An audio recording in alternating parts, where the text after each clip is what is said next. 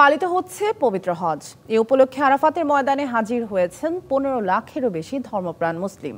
বৃহস্পতিবার দুপুরে তাদের উদ্দেশ্যে হজের খুতবা পাঠ করেন মক্কার গ্র্যান্ড মসজিদের ইমাম ও খতিব শেখ সালেহ বিন আবদুল্লাহ বিন হুমায়দ। দোয়া করা হয় ফিলিস্তিনের গাজাবাসী সহ মুসলিম উম্মার জন্য। এ খুতবার অনুবাদ প্রচার হয় বাংলা সহ প্রায় ৩৫টি ভাষায়। এ বিষয়ে বিস্তারিত জানাতে সৌদি আরব থেকে যুক্ত হয়েছেন সহকর্মী AR নোমান। নোমান, স্বাগত আপনাকে ডিবিসি নির্বাচিত সংবাদে।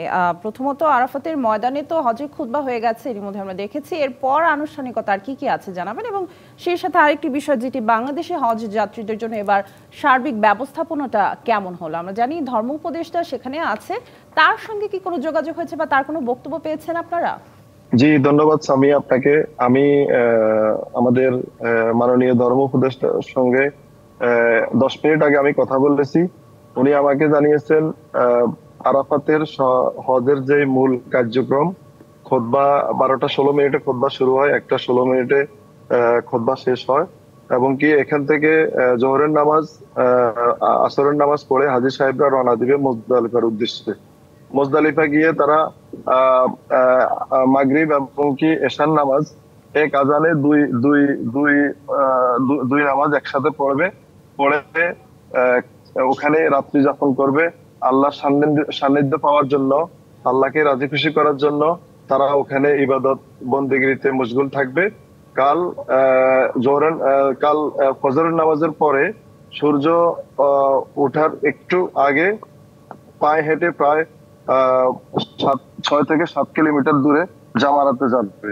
জামারাতে সেখানে শয়তানকে কঙ্কর নিক্ষেপ করবে। কঙ্কর নিক্ষেপ করে হাজী সাহেবরা আবার বাইতুল্লাহতে ফিরে আসবে। বাইতুল্লাহতে ফিরে আসবে, কেউ আবার মিনাতে যাবে কোরবানির উদ্দেশ্যে। যেহেতু হজের শেষ অংশে কোরবানি ও মাথা মুন্ডন করা ওয়াজিব, সেই লক্ষ্যে হাজিরা কোরবানি ও মাথা মুন্ডন করবে। পরবর্তীতে হাজী সাহেবরা তাদের হজের কার্যক্রম শেষ করে যে যার মতো করে হোটেল কিংবা বিশ্রাম করবেন। এবং কি হাজিদের যে সমস্ত নিরাপত্তা, এবারই সর্বপ্রথম মক্কা নগরীতে চোখে পড়ার মতো নিরাপত্তা সৌদি সরকার 5 স্তরের নিরাপত্তা নিয়েছেন। কোন রকমে হাজিদের এবারের হজে কোনো অন্যান্য বছরের মতো এবার কোনো দুর্ঘটনা ঘটে নাই। হাজিরা খুব স্বাচ্ছন্দ্যে এবার হজ করতে পেরেছেন। আমি যাহা আমাদের ধর্ম উপদেষ্টা, আমি ওনার সাথে কথা বলছি, উনি আমাকে জানিয়েছেন যে এবারে হজে আমাদের বাংলাদেশিরা খুবই স্বাচ্ছন্দ্য বোধ করছেন। এমনকি তাপমাত্রা যদিও 40 ডিগ্রি, কিন্তু সৌদি সরকারে এখানে ঠান্ডা পানি স্প্রে সহ বাতাসের আবরণ থাকার কারণে হাজিরা তেমন একটি দুর্ভোগ পোহাতে হয় নাই। জি সামিরা। নোমান, ধন্যবাদ আমাদের সাথে যুক্ত হওয়ার জন্য।